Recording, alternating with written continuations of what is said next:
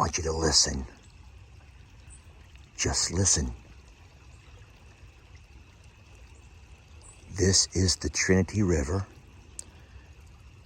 It's the river that flows right behind Longhorn Lester's.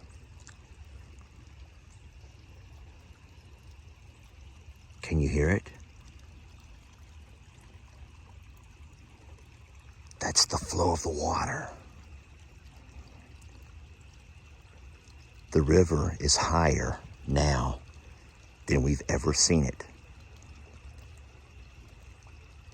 Now, we've only lived here for 2 years, but it's never been this high before. And we got a report that it's still on the rise. I want you to stick around for a little bit, and we're going to talk more about what this means for us here on the Trinity, as well as those that live downriver from here.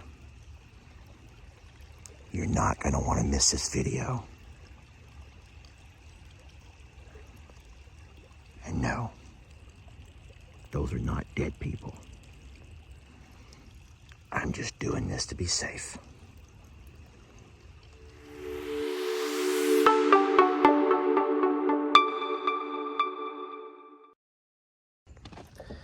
Well, good morning, folks. Lester here. And today I'm walking down towards the pond here at Longhorn Lester's. And that thing is full. I'm going to turn my camera on and show you. We don't see this very often. Hi, white kitty.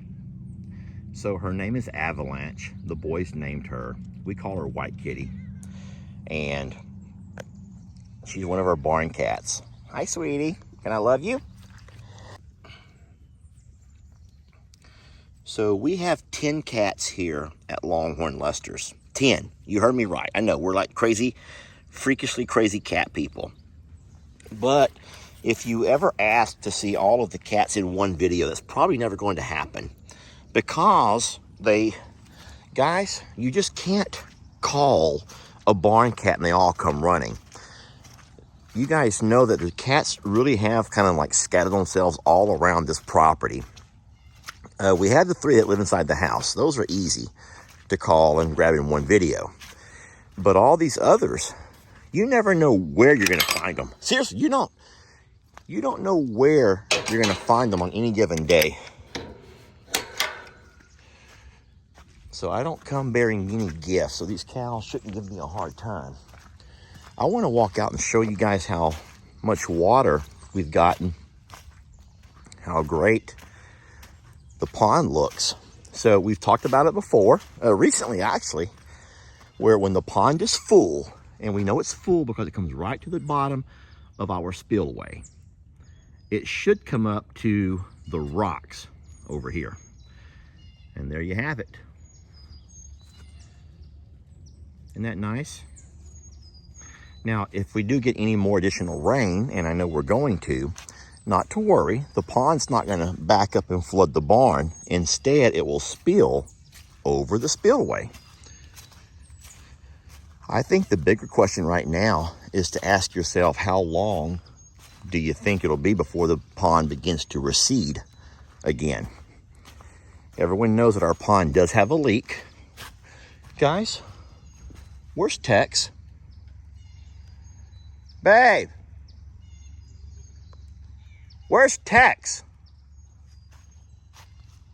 I don't see Tex. I don't see Tex. So here's these two. Here's our 2 females. Jami just says, maybe he's in the barn. Maybe he is. We're going to walk over there. I don't know where else he would be. He has to be in the barn. I don't see him down by the road. Lord, I hope he's in the barn, didn't fall off in this ditch somewhere. So everyone knows that our pond does have a leak. We haven't had the water has not made it over the spillway yet. But another couple of inches or so and it'll come over the spillway and flow right down the rock here into the creek, which goes down to the Trinity River. But as of right now, We still have a couple more inches to go. That's impressive right there, friends. We've had quite a bit of rain here. We have to find Tex, though. That's what we're doing right now, is trying to find our Longhorn bull and see what he's doing. And I don't know where he's at. I hope to God he's in this barn. I'm not gonna make y'all walk over there with me. I just want you to see that he's not down by the road from what I can tell.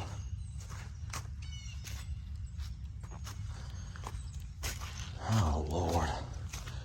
I don't know. My heart is pacing. It's just pounding. Because I don't know where he's at. All right, so there's the two females over there.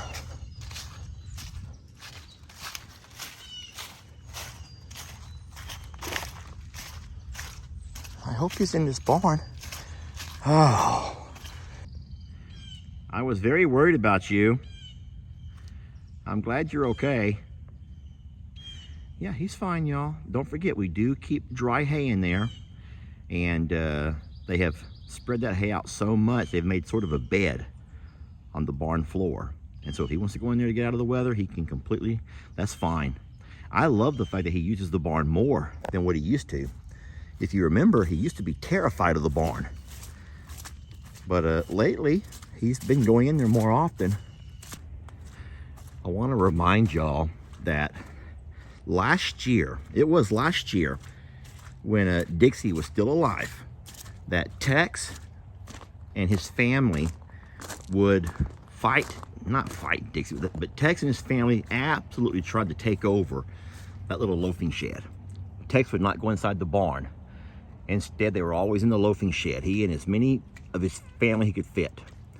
And then Jami made a joke. She says, I said, I wonder why Tex is not going to the loafing shed anymore.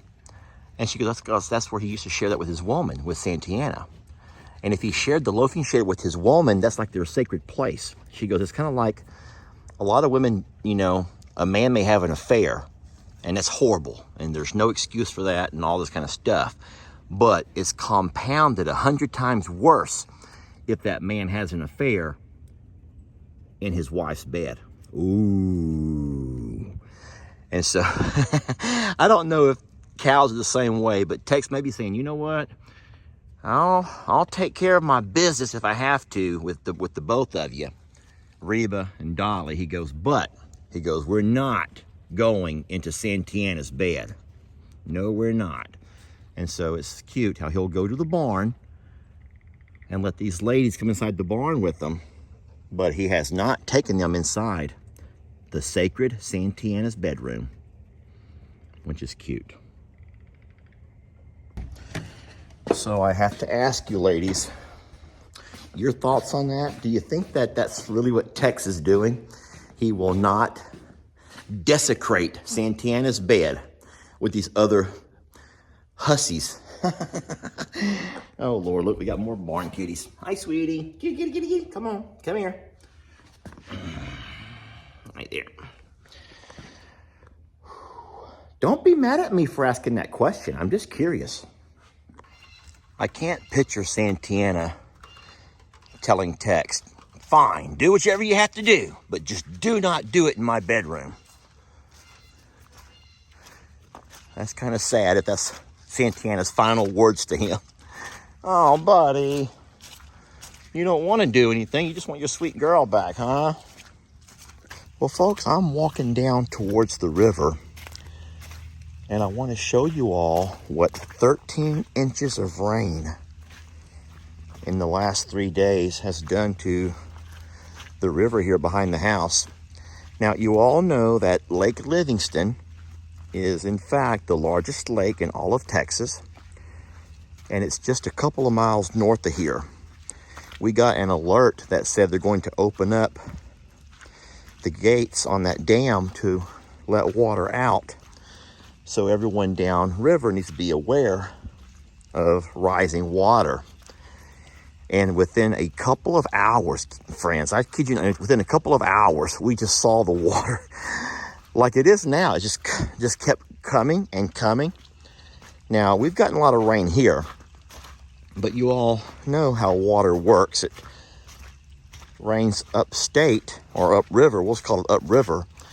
And all that water flows down towards us.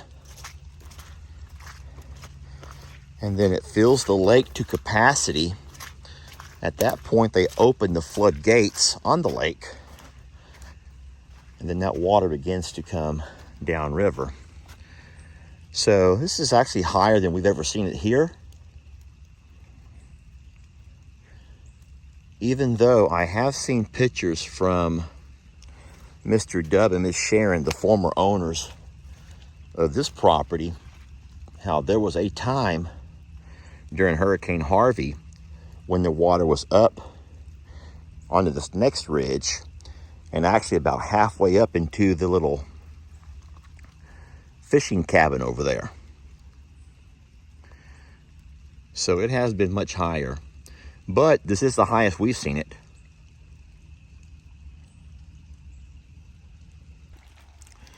So here's the fishing cabin, and I told you about the pictures I saw where the water at one point was about halfway up on that cabin. So you can see it's still, the fishing cabin is still another 10 or 15 foot higher than where the river's at now. I'll tell you what though, wouldn't it be awesome if this was the normal depth of the water here? Because I could literally walk right there and launch. I could walk right there and launch my canoe, my kayak. I could fish. Which means that maybe, friends, maybe tomorrow, yes, tomorrow, I may come out tomorrow and do that. Now, right now, it's getting dark. It's too late.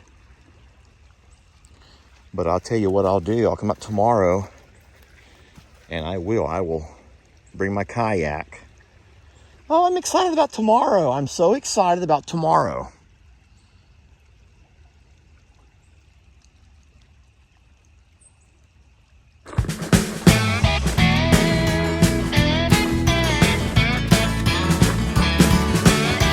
Don't let your troubles fester.